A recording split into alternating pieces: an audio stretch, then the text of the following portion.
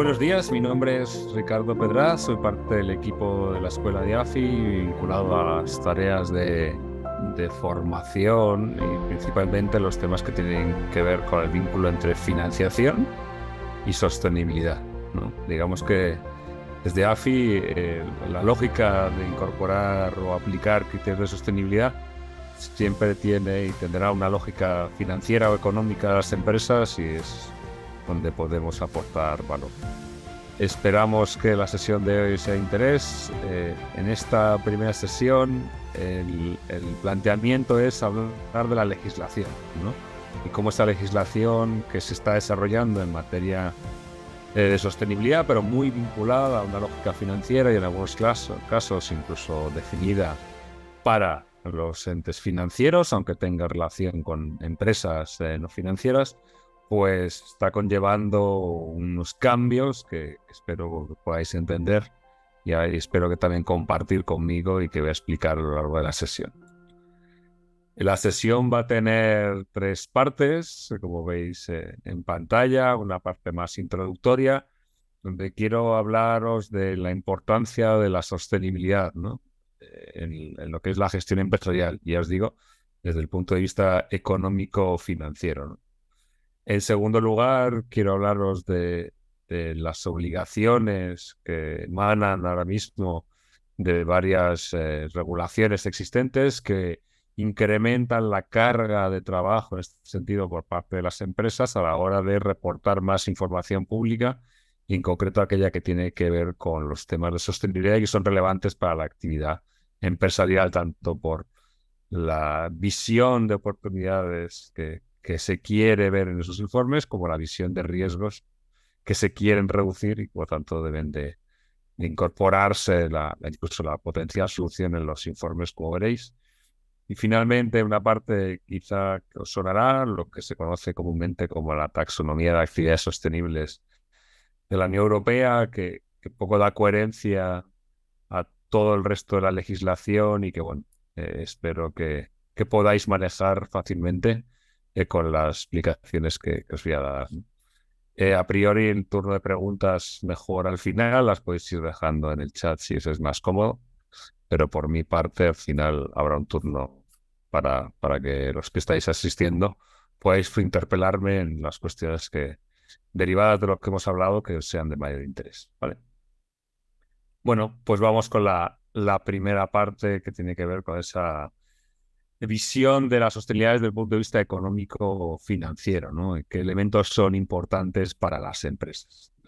Bueno, lo que veis aquí en pantalla no deja de ser más que la evolución de la cotización de una empresa, en concreto Volkswagen, que yo creo que todos conocemos, o sea, a lo largo de los últimos años, ¿no? Es la cotización empresarial de sus acciones, ¿no? Y como veréis, más allá de los vaivenes que tiene casi cualquier acción, hay dos o tres muy marcados, ¿no? Un primero relacionado con una pérdida de valor de incluso el 50%, ¿no? Estamos hablando de que allá por 2015 estalla un escándalo asociado a Volkswagen, que tiene que ver con el que luego se conoció como el Dieselgate, ¿no? Y que seguramente recordáis, ¿no? Y era aquella acción que se desarrolló internamente, que trataba de trucar, ¿no? Falsear las pruebas que sobre contaminación tenían los coches Volkswagen en aquella época, ¿no? Para que se considerara que eran menos contaminantes de los que realmente eran. Esto es un escándalo que además podemos asociar a dos ámbitos relacionados con la sostenibilidad. Por un lado, el ambiental, ¿no? Porque el tema tenía una relevancia el ambiental por la legislación que le aplicaba, que da origen ambiental, y es aquella que trata de reducir las emisiones de gases contaminantes a la atmósfera por parte de nuestros vehículos, ¿no? Pero sobre todo, que entiendo que lo habéis oído, tiene una relación con la gobernanza, ¿no? En términos de la empresa, porque esto fue posible después de las investigaciones que se llevan a cabo, en gran medida por la enorme cerrazón que había en varios comités, en la poca transparencia que había en varios comités, en la connivencia que se generó luego derivada esa poca transparencia en muchos comités de la empresa que permitió tomar decisiones de este tipo y con esta implicación, muchas veces sin conocimiento de la alta dirección de la empresa, ¿no? Eso supuso una pérdida de valor histórica del 50% desde el inicio del escándalo hasta, digamos que se vuelve a solidificar un suelo para el valor de esa acción, ¿no? En ese sentido, podemos entender que, por tanto, criterios que tienen que ver con los factores de sostenibilidad, que normalmente definimos como ambientales, sociales o de gobernanza, tienen una implicación sobre el valor de las empresas, ¿no? Y una mala gestión, una mala gobernanza, en este caso, supuso una minusvaloración del valor de los activos, ¿no? Afortunadamente, durante un tiempo al menos, el valor de Volkswagen también se vio incrementado, aunque en los últimos tiempos no para de decrecer por otros motivos, pues todo tiene que ver con los costes de fabricación y los problemas para alcanzar los objetivos, pero allá por 2020 se empezó a vislumbrar una promesa que había hecho algún año antes la comité de dirección de la empresa de que quería liderar la venta de coches eléctricos en 2025, ¿no? Y las decisiones que tomaron en 2019, 20 de consolidación de distintos productos y de instalación de nuevas fábricas de baterías, nuevos planes de inversión, pues consolidó esa imagen positiva, ¿no? En este caso, ambientalmente positiva por la enorme demanda que debe de crecer en este ámbito, aunque todavía vemos que en nuestro entorno es baja, pero en otros entornos es verdad que ya ha crecido notablemente al paso de dobles dígitos durante los últimos años, ¿no? Y esa consolidación de imagen positiva desde el punto de vista de sostenibilidad de sus activos generó un aumento de valoración de la acción. Con lo cual, este ejemplo, pues sí que está elegido a propósito, obviamente. Lo que quería mostraros es que los temas de sostenibilidad pueden llegar a ser muy relevantes para las empresas, ¿no? Distintos temas en distintos momentos y que gestionarlos de manera adecuada nos va a evitar sustos y nos puede llegar a ayudar a fomentar el valor de nuestra empresa, ¿vale? Otro ejemplo similar lo tenéis aquí en una gráfica que exponía no hace mucho el Banco de España, ¿no? Y tiene que ver con otro elemento medioambiental, ¿no? Y en este caso es la degradación ambiental que sufre una zona y el efecto que puede llegar a tener sobre el valor de los activos, ¿no? El desempeño medioambiental en un ámbito y el impacto negativo que tiene la valoración de ciertos activos. En este caso estamos hablando de la zona del Mar Menor, que como todos sabemos, ha ido pues, teniendo noticias de gran calado negativo durante los últimos años, ¿no? Motivadas por una praxis que desde el punto de vista de la laguna del Mar Menor pues tenía una connotación negativa en términos medioambientales, pero más allá de ese valor intrínseco que puede tener el capital natural de esa zona, lo que muestra la gráfica es un estudio comparado del valor de las viviendas o de los edificios que hay en la zona limítrofe al Mar Menor, comparada con otra zona similar que debería tener un comportamiento, pues eso, similar, ¿no? Como es las zonas costeras de Alicante, o todas las más cercanas a la provincia de la región de Murcia, ¿no? Ahí veis en la línea azul el comportamiento del valor de las transacciones por metro cuadrado de los bienes inmobiliarios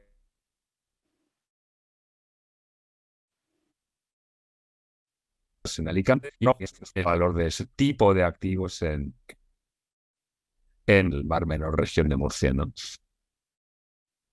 Incluso en análisis vemos que el doble chequeo que hizo los analistas del Banco de España permitía identificar que hay una pérdida de revalorización con respecto al comparado de Alicante hasta el 45%, cogiendo para ello una muestra mucho más precisa, ¿no? Porque permitía comparar en mayor medida y en mejor medida los tipos de bienes que se perdían, o sea, que se veían afectados en el Mar Menor y su comparativa en la costa de Alicante. De nuevo, un elemento que tiene que ver con el desempeño de la sostenibilidad en un ámbito y el efecto que tiene en la actividad empresarial, ¿no? Y el último ejemplo que os traigo en el día de hoy es otro estudio, en este caso del Banco de España de nuevo, que tiene que ver con la incidencia de los incendios forestales y la actividad económica, el empleo y el crédito existente en las zonas afectadas por un incendio forestal, ¿no? Recordad que los incendios forestales, bueno, pueden ser provocados o no por el hombre, pero en cualquier caso tienen una facilidad creciente para ser de alto calado por las condiciones atmosféricas que tenemos en los últimos años, ¿no? Y que en cualquier caso pues tiene una incidencia muy importante en términos ambientales y sociales en las zonas afectadas, como es fácil identificar, pero el estudio trata de entender si tiene algún tipo de otro efecto a largo plazo en el crédito o en el empleo, ¿no? En este sentido, lo que demuestra el estudio es que sí tiene un efecto importante en términos de crédito. El crédito cae en las zonas donde se ven afectadas por incendios forestales, ¿no?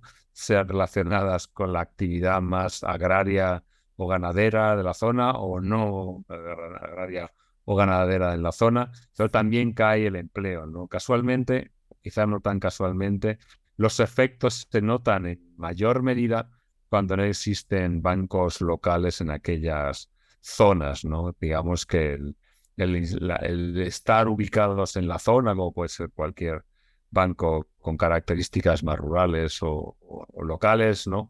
Permite identificar mejor la mayor exposición a problemas derivados de la pérdida de actividad económica en la zona. Y de nuevo, los incendios pues generan esta problemática. Yo quería visibilizarlo con estos tres ejemplos: pérdida de valor derivado de un problema de gobernanza, pérdida de valor derivado de un problema ambiental, pérdida de valor por un ámbito sobrevenido, pero normalmente vinculado también a temas de sostenibilidad y que afectan a la actividad económica, ¿no? A modo de introducción, quería señalar este ejemplo para que vierais que no el enfoque de los temas de sostenibilidad que usamos no tiene que ver con un concepto más etéreo de impacto positivo o negativo de las empresas, sino más bien del impacto económico y financiero que puede tener cualquier mejor o peor desempeño en términos ambientales o sociales sobre el negocio, la valoración de los negocios y la capacidad de generar flujos de caja positivo a futuro. Y este es el enfoque que en gran medida está imbuido en la legislación que actualmente existe en materia de sostenibilidad, dado que se ha podido comprobar con ejemplos como los que yo os presentaba y otros muchos la importancia de esta información. Con más información, lo que presupone el legislador, se podrán tomar mejores decisiones al estar mejor informadas, ¿no? Con lo cual la clave, en este sentido, obtener información relevante, ¿no? Relevante en materia de sostenibilidad. En primer lugar, necesitamos datos. Es una variable que hasta ahora no veníamos incorporando en nuestras decisiones de inversión como empresa o las decisiones de financiación como entidad de crédito, ¿no? Digamos que este tipo de información tenemos que identificarla, cuál es la relevante, cuál es la que afecta al negocio, cuál es la que afecta a la actividad y a los futuros flujos de caja, ¿no? Para poderla incorporar en medida que ya incorporamos otros datos como el volumen de garantías, el historial crediticio, el sector en el que aplica, el ámbito geográfico, la tecnología, la competencia existente, etcétera. Digamos, un nuevo elemento más a incorporar en las decisiones de inversión, es a priori del legislador y de muchos actores actualmente, y un elemento más del cual necesitamos obtener datos. Datos que además deben de ser consistentes, es decir, debemos de poderlos comparar a lo largo de distintas empresas de manera homogénea, ¿no? Datos además que nos permitan identificar a lo largo de los años una evolución positiva o negativa, de tal manera que podamos incorporarlo en las decisiones de inversión de las empresas o de financiación de las entidades de crédito, en las que podamos desarrollar a partir de ellas metodologías de análisis que nos permitan identificar dónde están las mayores oportunidades derivadas de factores ambientales, sociales y de gobernanza, o dónde empiezan los riesgos que hay que identificar, medir y controlar en esta materia, ¿no? Igual que en otros ámbitos, ¿no? Y eso sí, en muchos casos, estos datos tienen que ver con sostenibilidad y desempeño de las empresas, tienen un elemento novedoso, y es que los análisis retrospectivos de pasado no nos sirven para inferir el futuro en muchos casos, porque el futuro se ve muy influenciado por decisiones de financiación e inversión, con lo cual necesitamos definir nuevos análisis prospectivos, como los famosos test de estrés climáticos que hace no mucho se aplicaba a entidades de crédito de gran tamaño en la Unión Europea, y otros tipos de análisis más de escenarios, ¿no? Que nos permitan modelizar ese futuro en función de las decisiones de inversión y financiación. Por ello, al final, lo que muchos han empezado a reclamar ya desde hace unos años es que necesitamos más información tradicionalmente conocida como no financiera, o dicho de otra forma, información sobre sostenibilidad del desempeño de las empresas. Tener esa información nos permitirá incorporarla en las decisiones de inversión y financiación y determinar en qué casos es poco relevante o muy relevante, y a partir de ella ponderar nuestras decisiones junto con el resto de criterios tradicionalmente incorporados en nuestras decisiones. Para generar esta información, más allá de las propias decisiones de las empresas, normalmente ha existido en el mercado una serie de iniciativas que nos han ayudado a generar esa información. Son los estándares de mercado. Quizá a algunos de vosotros os suenan la lista de siglas que aparece en la pantalla, ¿no? Global Reporting Initiative, Carbon Disclosure Project, todas siglas obviamente americanas o de lenguaje inglés, ¿no?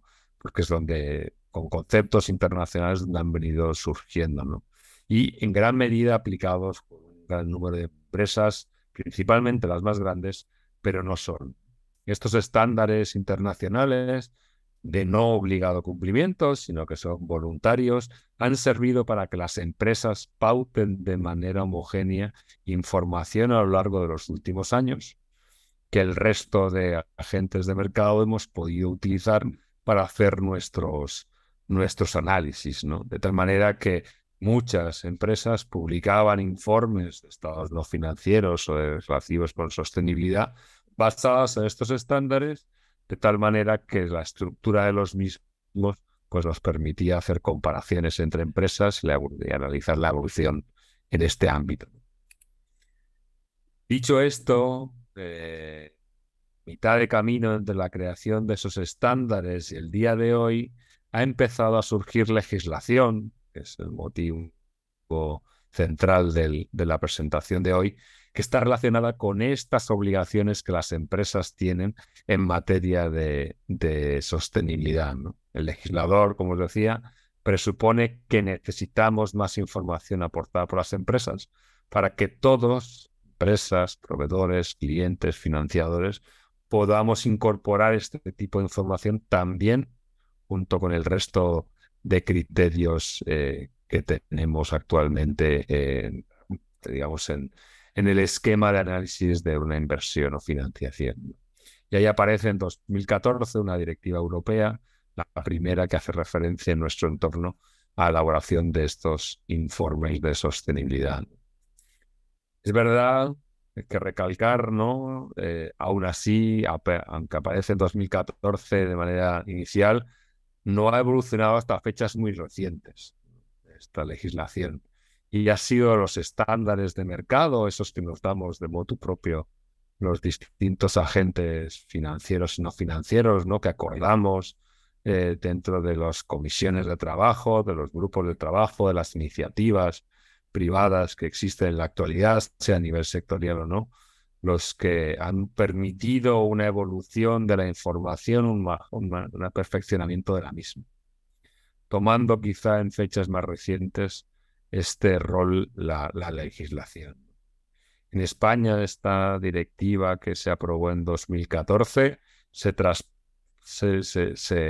hizo una transposición de la misma allá por 2018, en concreto el 28 de diciembre de ese año, casi como un regalo de Navidad, ¿no? Es a partir de entonces cuando empresas, primero de más tamaño, más de 500 empleados, y en la actualidad aquellas grandes empresas de 250 empleados, las que tienen obligación por legislación nacional de reportar información de sostenibilidad de manera pública todos los años y como parte de sus informes anuales de gestión. Esta información, según establece la legislación existente, exige incorporar una serie de elementos como los que veis en la diapositiva, ¿no? En primer lugar, que obviamente reporta para muchos agentes y no todo el mundo conoce el modelo de negocio que sigue esa empresa y es algo que hay que explicar inicialmente en el informe, ¿no? Enfocado, como os decía, principalmente a temas de sostenibilidad, la lógica de exposición sobre los distintos ámbitos tiene que ser la de identificar riesgos, ¿no? Riesgos que pueden afectar negativamente y, por otro lado, oportunidades que pueden afectar positivamente a la actividad económica o financiera que desarrolla la empresa que reporta. ¿En qué ámbitos? Los que veis en la parte de arriba de la pantalla. Temas que tienen que ver con protección del medio ambiente, que os explicaba con anterioridad, ¿no? Temas de responsabilidad social, también relacionados con el funcionamiento intrínseco de las empresas, ¿no? De su gobernanza, elemento que era muy relevante en las decisiones erróneas que se tomaron antes del problema en Volkswagen, o temas de soborno, anticorrupción, derechos humanos o consejos de administración. La ley española, además, incluía la obligación de que las empresas informaran sobre el impacto positivo que podían tener o negativo en el entorno social en el que operaban. De alguna manera, esta es la normativa principal que hemos tenido durante los últimos años y sobre la que a priori las grandes empresas reportaban, pero en los últimos años ha ido cambiando en gran medida el nivel de exigencia que tiene la normativa actualmente y la importancia que ella tiene, además de las derivadas que en cada vez mayor medida afectan y afectarán no solo a las grandes empresas, que hasta ahora podíamos entender, oye, este es un elemento relevante, sí, pero no me obliga porque en gran medida yo no soy una gran empresa, pero veréis que la nueva normativa no solo baja los umbrales, sino que también genera derivadas de segundo nivel que van a afectar a un montón de empresas más allá de las que están como sujetos obligados de la legislación.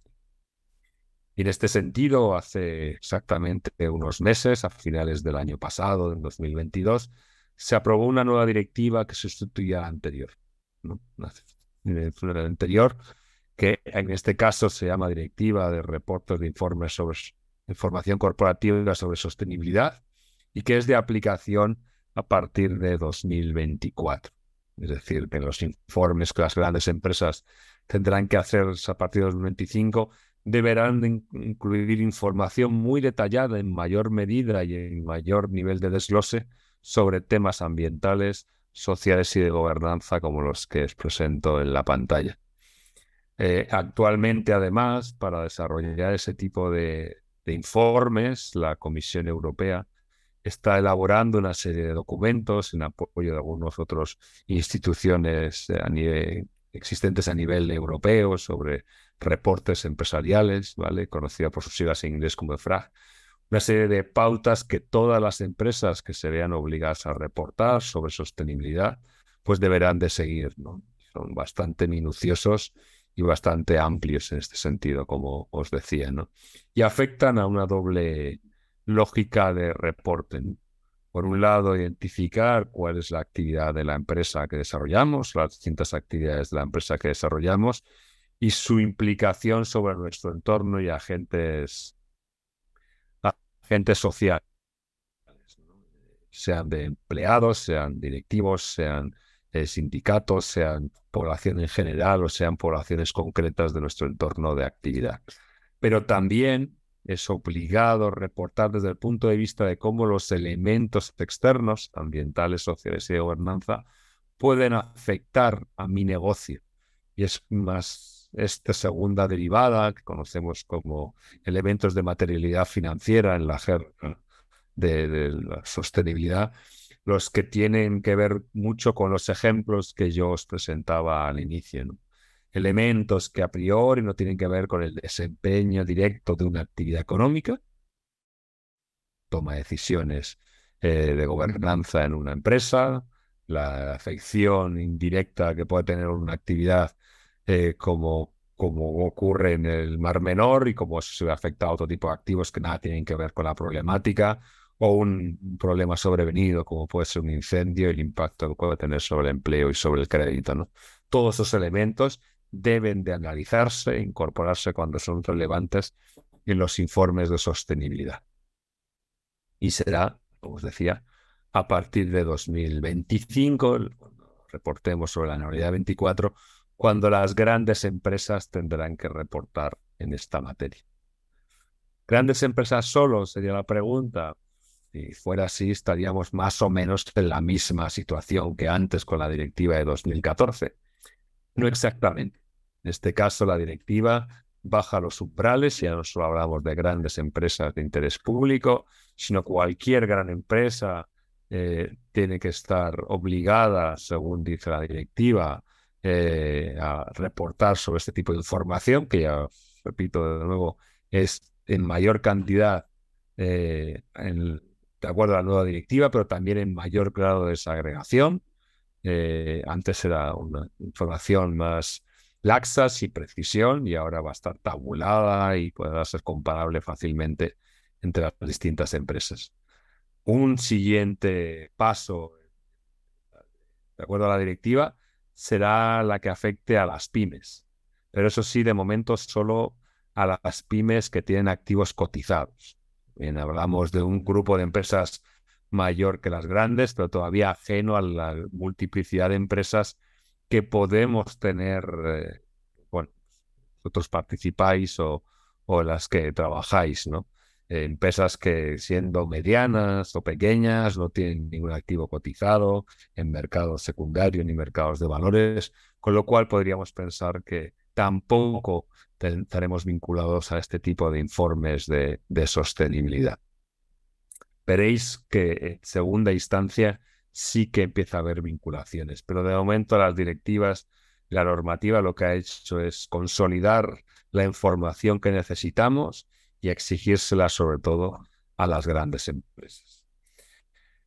Un último elemento que quería incidir en materia de legislación sobre informes relacionados con la sostenibilidad tiene que ver con la ley española. Esto, digamos que no viene de una transposición común ni de una directiva ni de un reglamento de aplicación de los 27 Estados miembros.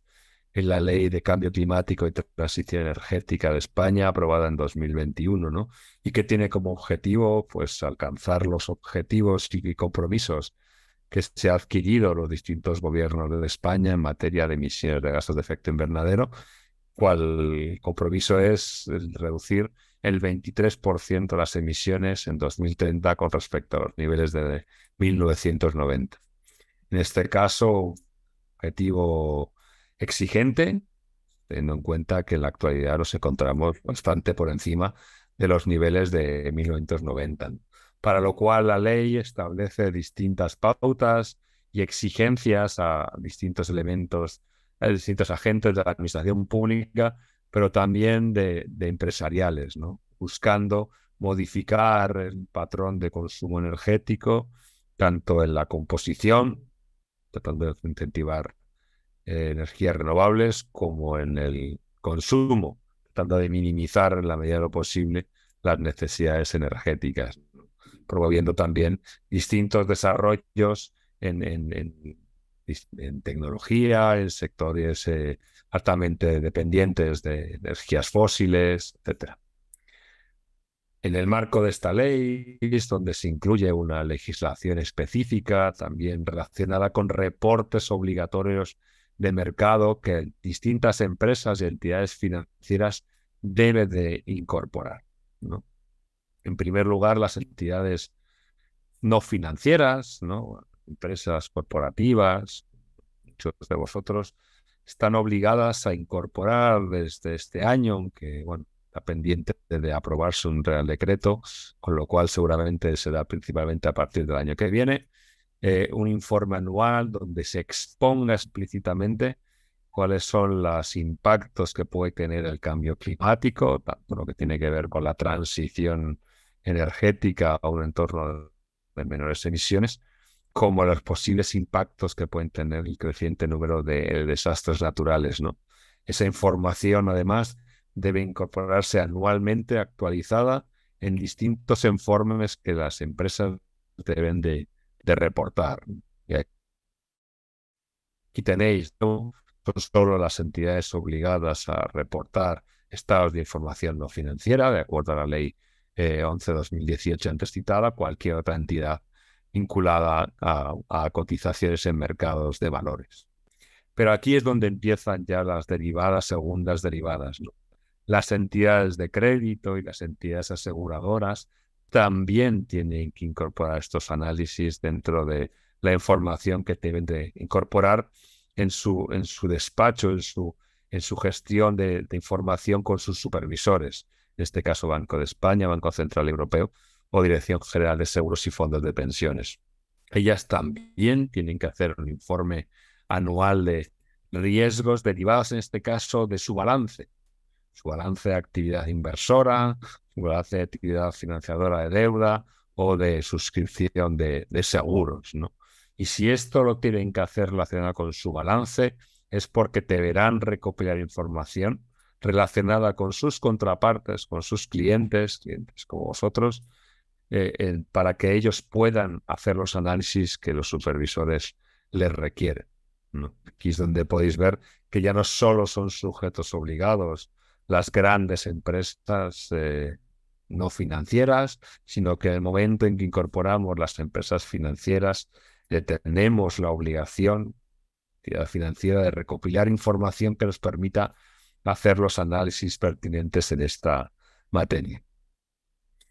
Y si de este punto de vista de que establece sobre todo la Ley Española de Cambio Climático está relacionado con los riesgos, hay una nueva normativa que sobre todo está relacionada con las oportunidades, lo que se financia, en lo que se invierte, que nos permite también establecer análisis relacionados con sostenibilidad y actividad económica y que también, como veréis, tiene una segunda derivada que no solo explicita exigencias para grandes empresas, sino que, de nuevo, las entidades de crédito y entidades aseguradoras van a verse vinculadas al reporte, por lo tanto, van a tener que recopilar información de sus contrapartes, muchos clientes, para poder hacer los análisis para que el regulador les ha exigido en este sentido.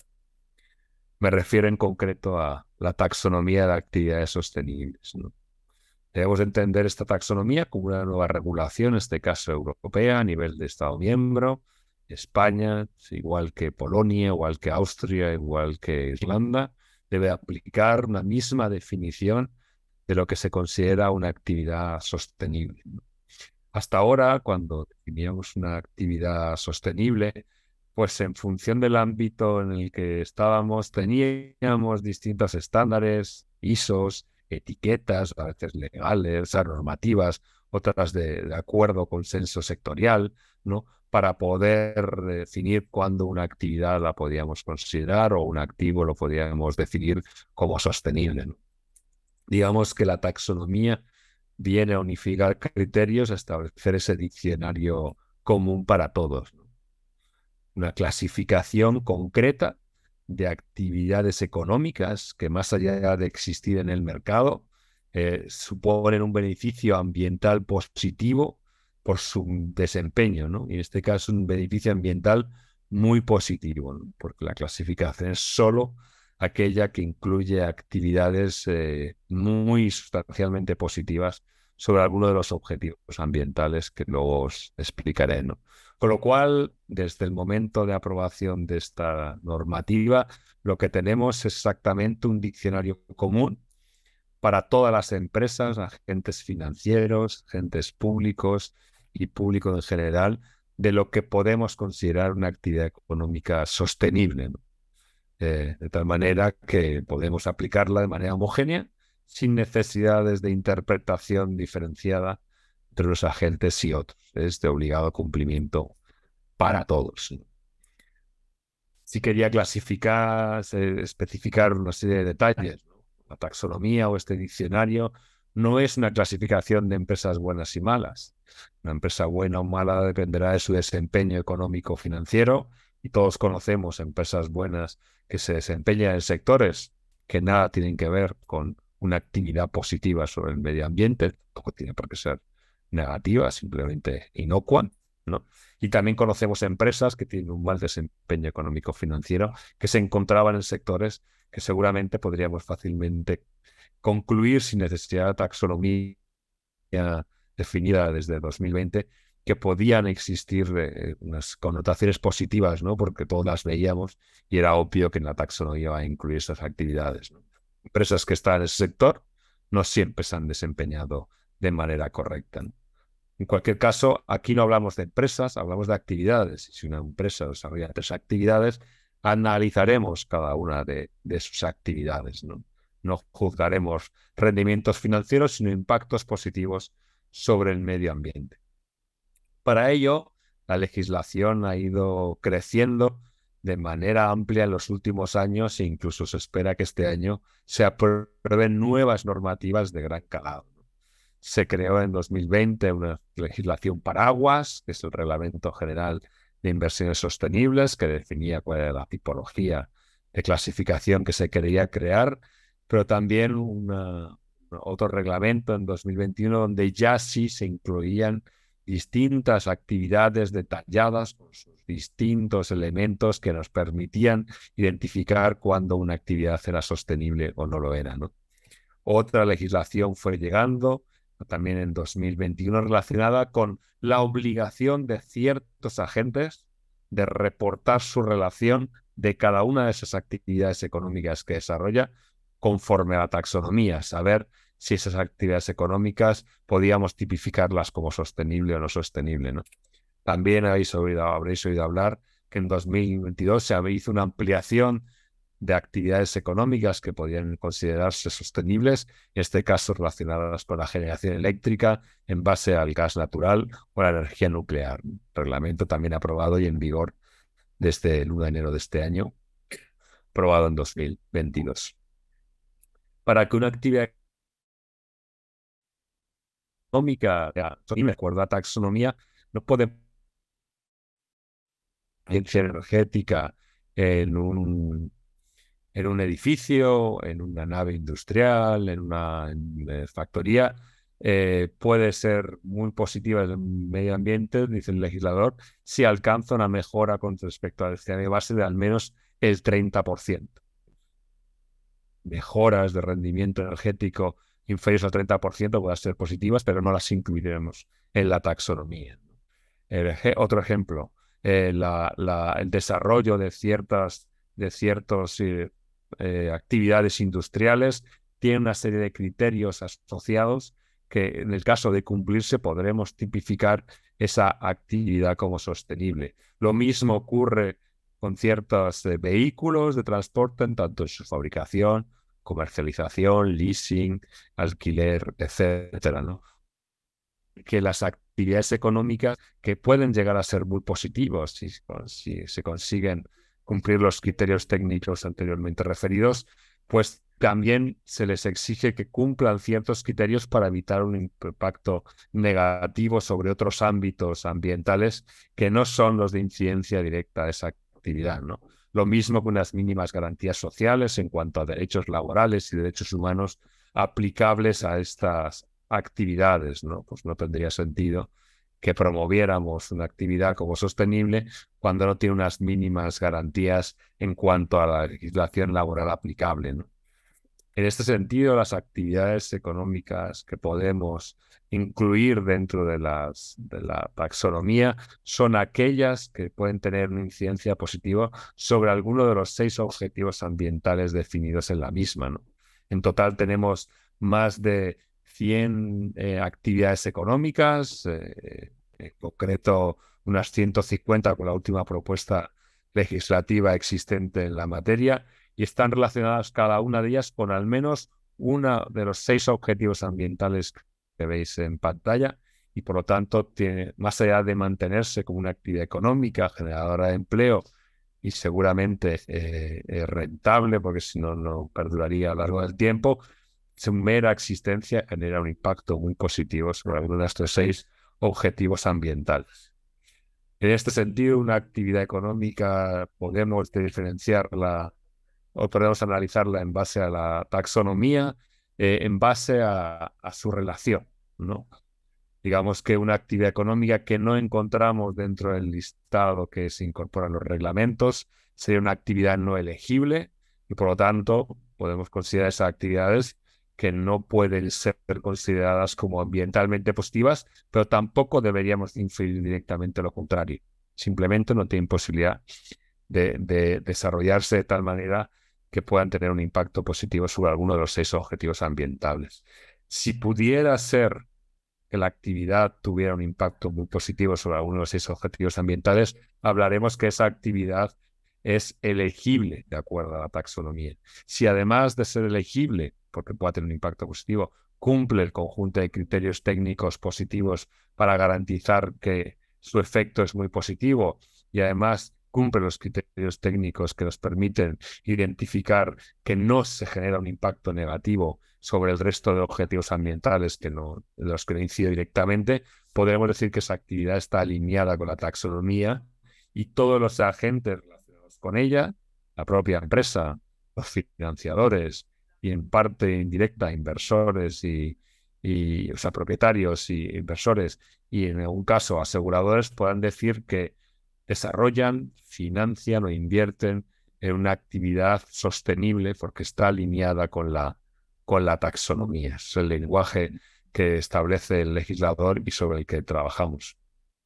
Cuando una actividad está alineada o es elegible, las empresas en cada una de esas actividades, los gastos operativos relacionados con esa actividad y cuál siempre que esa actividad tenga son 3 los ratios que las empresas deben de informar sobre cada una de sus actividades económicas que consideran que pueden ser elegibles porque aparecen en los listados, indicando si cumplen o no los criterios técnicos que aparecen en la taxonomía, ¿no? En este caso es el ratio de OPEX o gastos operativos, el ratio de gastos de capital o inversiones de capital fijo y también el ratio de volumen de negocio o facturación neta relacionada con cada una de las actividades que desarrolla la actividad de la empresa y que pueden ser elegibles, sean alineadas o no alineadas. Estas obligaciones que tienen las empresas no financieras aplican sobre todo vinculado a las grandes empresas. Misma lógica que os explicaba con anterioridad, ¿no? Lo que pasa es que los umbrales van a ir también reduciéndose al igual que los umbrales que os explicaba con anterioridad, ¿no? Digamos que las pymes informarán solo si tendrán la obligación de informar, mejor dicho, si solo si en el año 2026 tienen algún tipo de activo sujeto a cotización en mercados de capitales, ¿no? Sean acciones o deudas. Con lo cual nos estaríamos quedando de nuevo en el proceso solo asociado a grandes empresas. Dicho esto, ¿nos pasa lo mismo que en la legislación nacional que antes se hacía referencia? Sí. Las entidades financieras también están obligadas a reportar sobre estos tipos de ratios o similares, mejor dicho, y por lo tanto, dado que su información se basa en la que tienen que reportar las empresas no financieras, que son sus contrapartes o clientes mayoritarios, la recopilación de esa información va a generar en muchos casos a sus clientes que las entidades financieras tienen que trasladar.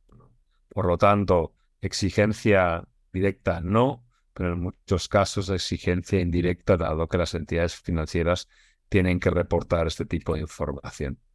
Por ejemplo, las entidades de crédito deben divulgar relacionado con la taxonomía un ratio, en concreto 2, relacionado con lo que se llama el ratio de activos verdes o en inglés conocido como GAR, ¿no? Green Asset Ratio. Este ratio lo que mide es el porcentaje de su balance destinado a actividades con unos criterios de la taxonomía, es decir, que son actividades alineadas en función del total de balance que tienen, ¿no? En gran medida, este tipo de cálculos lo deben hacer sobre las contrapartes que tienen que están obligadas a reportar, solo las grandes, ¿no?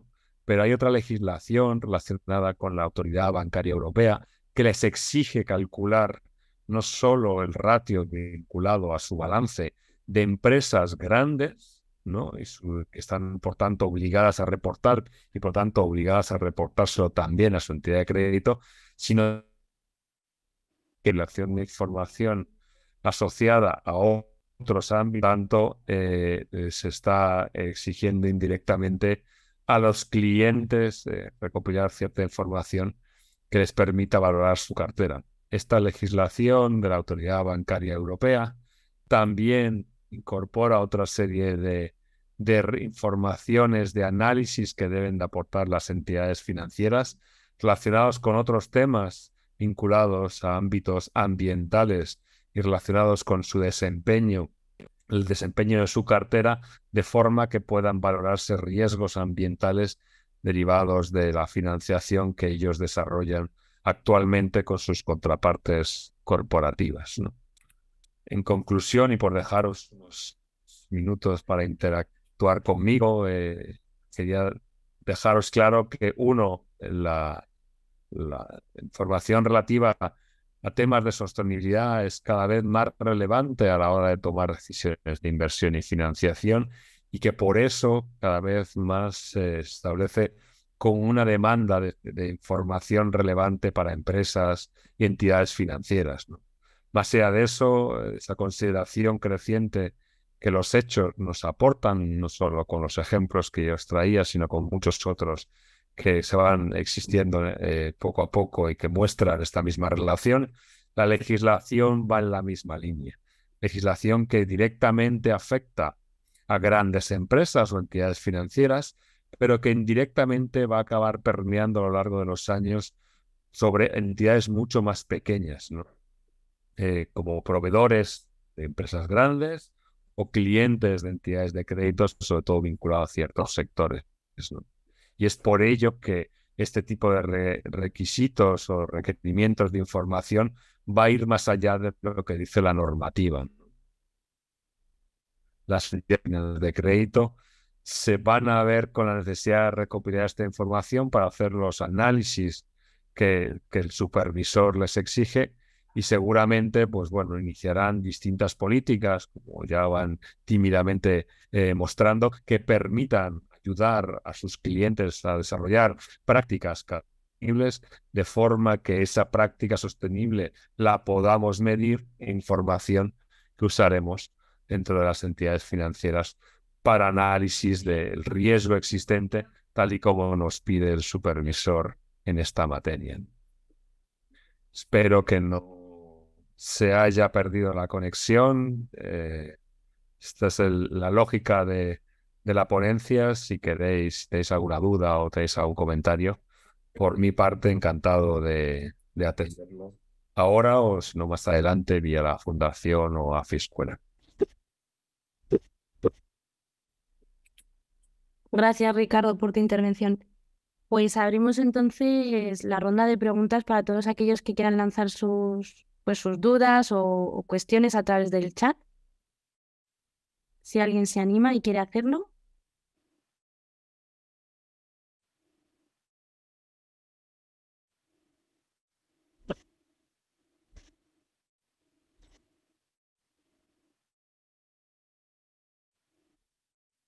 Entiendo que la legislación referida ha sido, bueno, pues en algún caso conocida, pero para muchos seguramente novedosa, y que ha tenido una explicación rápida. Pero el objetivo no era las formas existentes, sino que vierais que hay digamos, distintos elementos que, aunque directamente no tengan incidencias sobre empresas que no son de gran tamaño, ¿no?, como a las que sí se les exige este tipo de información, dado que se considera relevante para entender y valorar sus en sus activos, balances y cuentas y pérdidas y ganancias, pues indirectamente va a ir permeando vía cadenas de producción, vía cadenas de valor, vía cadenas de financiación o inversión o seguro a las distintas empresas, ¿no?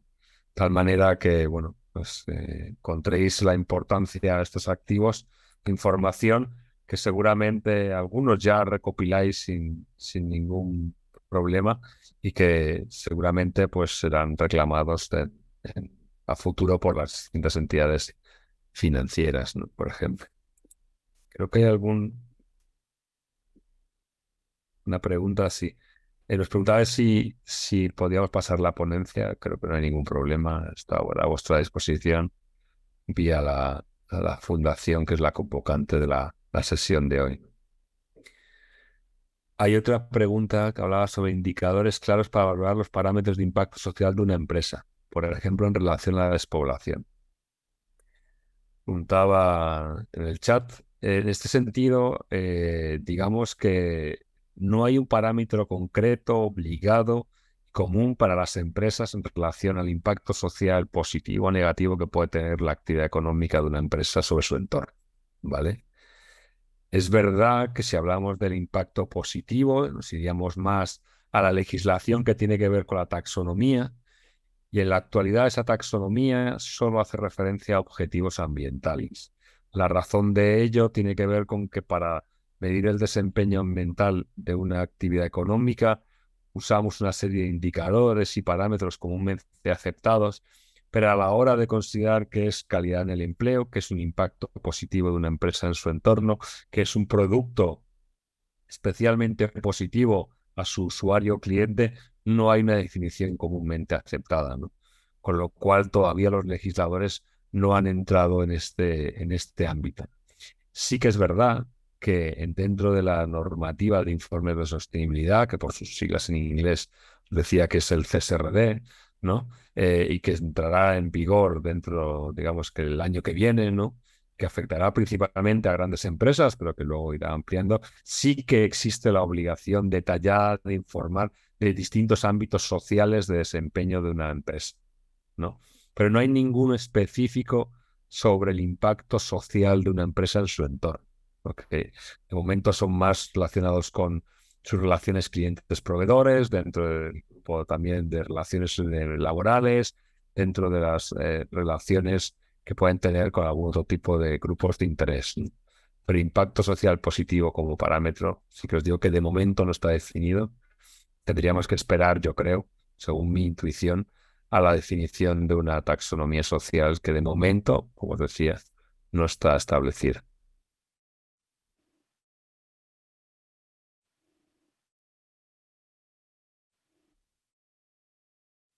No sé si tenéis alguna pregunta más, sea por el chat o sea por viva voz. Yo encantado de fuentes donde mantenerse informado.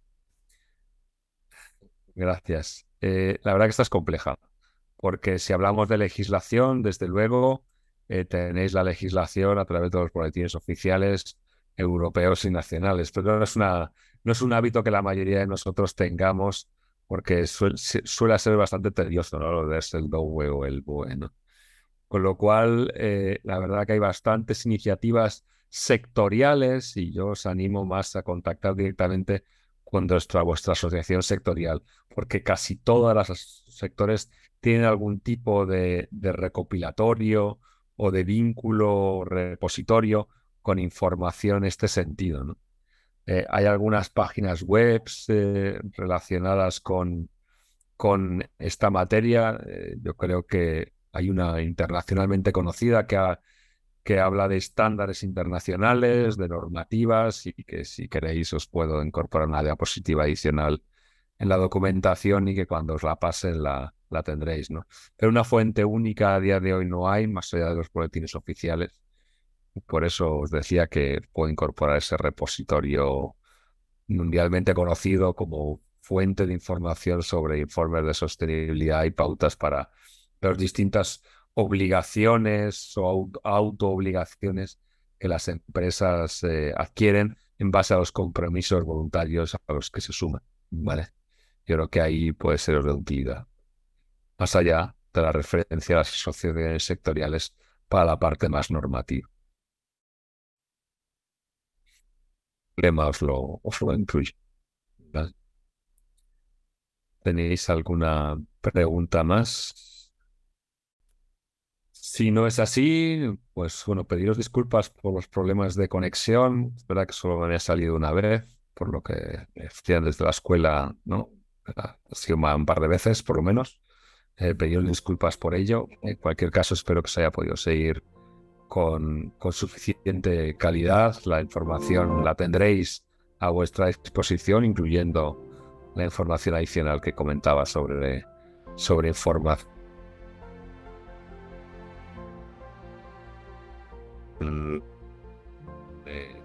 Pero en sociedad puedes encontrar un tipo de parámetros sobre impacto social de una empresa, porque aquí desconozco, pero en ese repositorio sí que puede estar algo relacionado con ello. Aparte, nada, dar las gracias por vuestra presencia, por las preguntas que habéis hecho, que eran bastante interesantes, y que espero veros en próximas sesiones.